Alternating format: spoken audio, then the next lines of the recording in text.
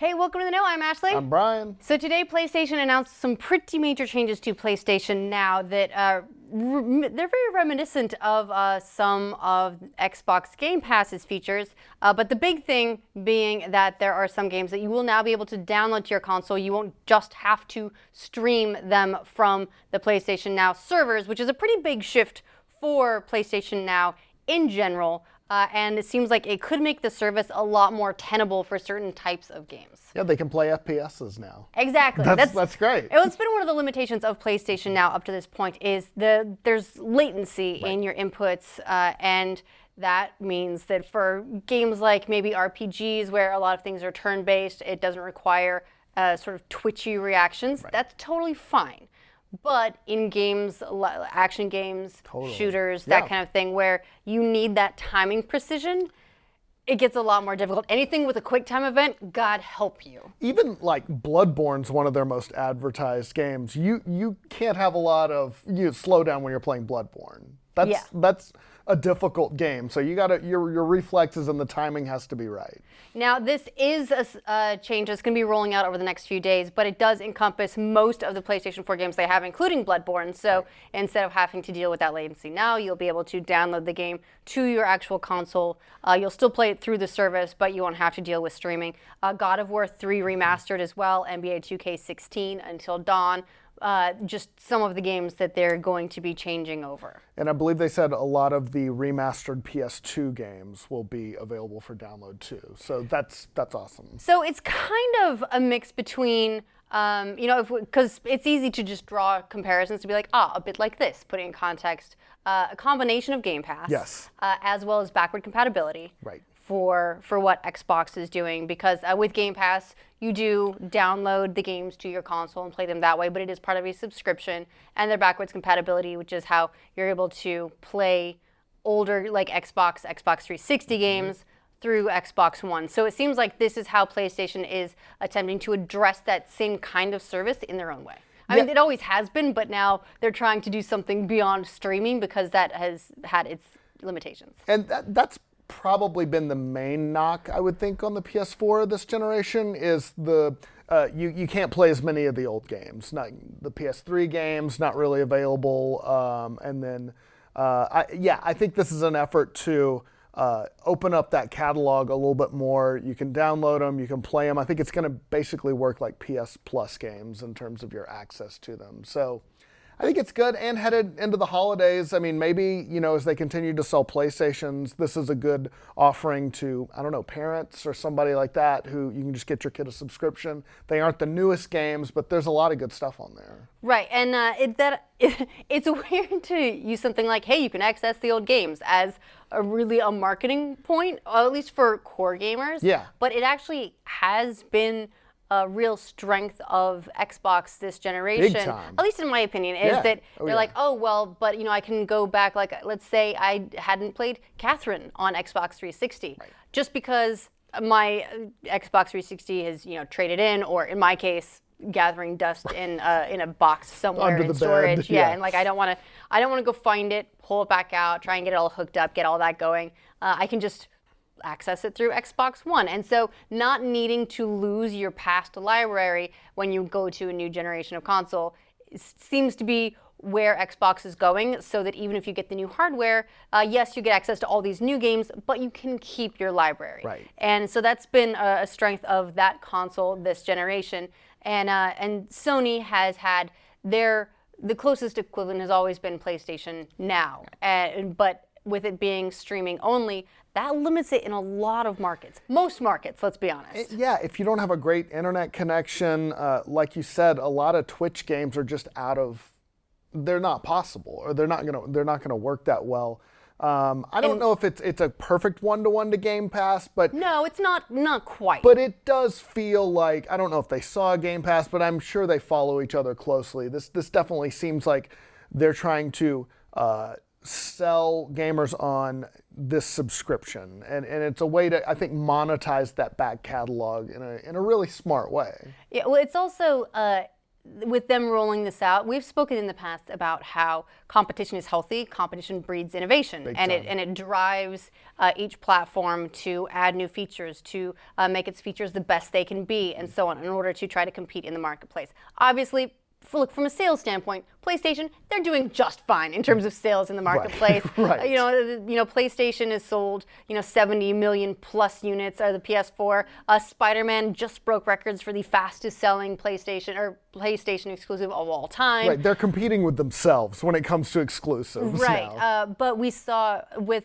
the beginning of this generation, with them moving PlayStation Plus to a paid subscription, and how much that improved the PlayStation Online experience, where previous generations, it was free, great, but everything was sort of handled then by the publishers, and it was a little bit janky, and it varied from game to game as to what exactly like you could do.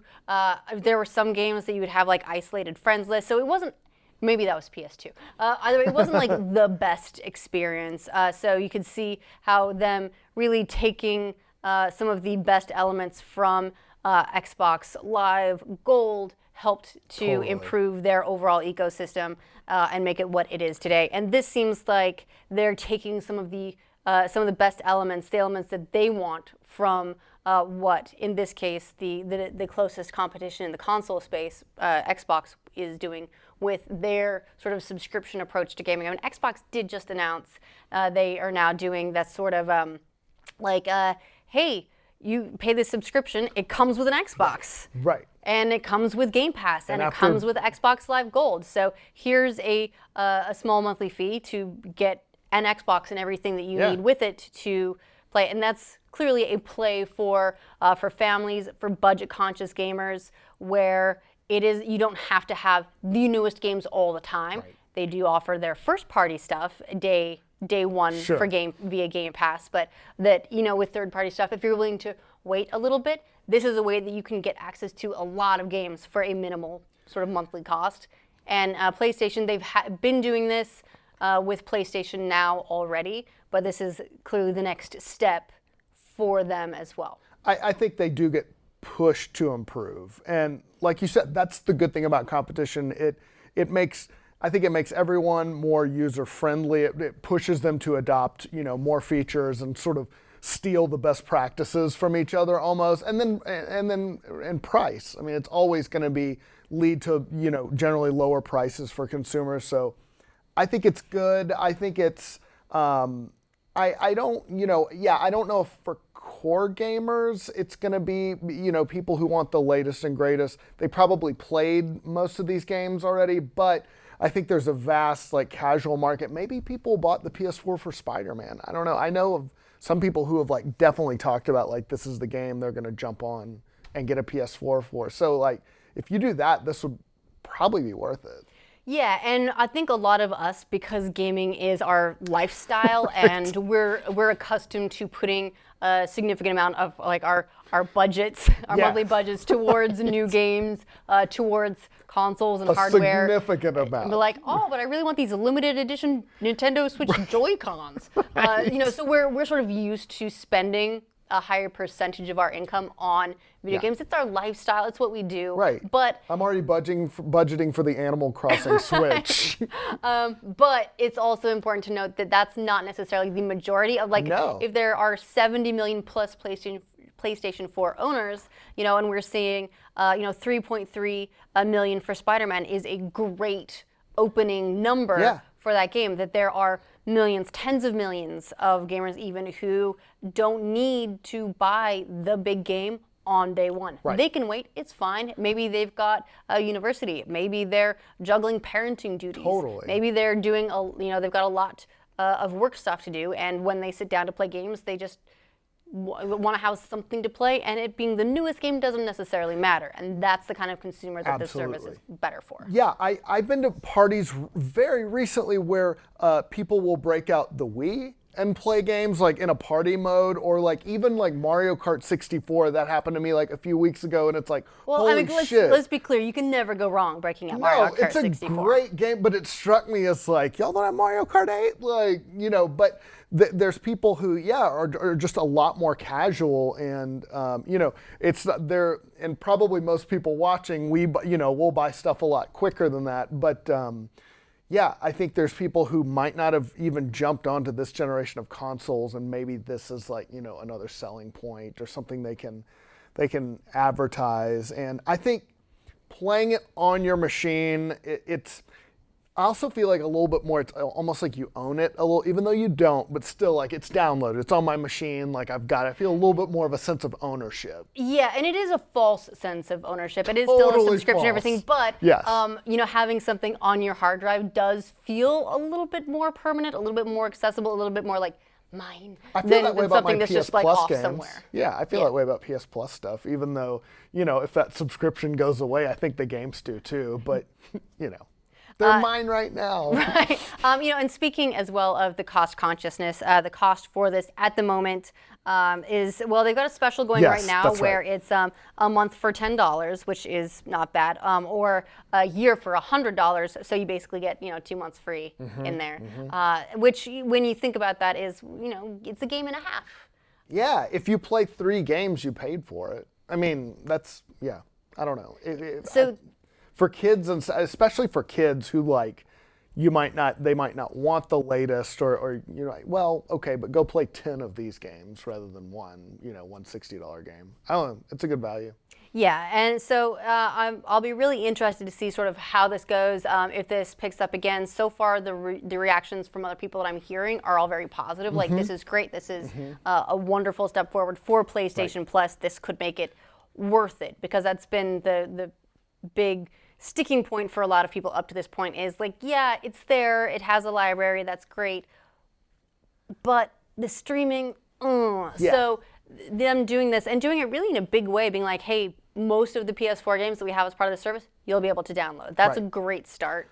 And it's them also being able to make a nostalgia play with the PS2 stuff as well is pretty good, because PS2 had some great games. I noticed a lot of comments online like, I'm going to resubscribe for this. I'm going to, maybe they let it lapse or just weren't interested. Or like checked it out and went, the latency is too much, I can't do this. Right. I mean, it's all about value too. If they feel like they're getting a good value, they'll keep subscribing to it. That's why I have stuff like Spotify still, because like I listen to it every day. Like I make use of that every day.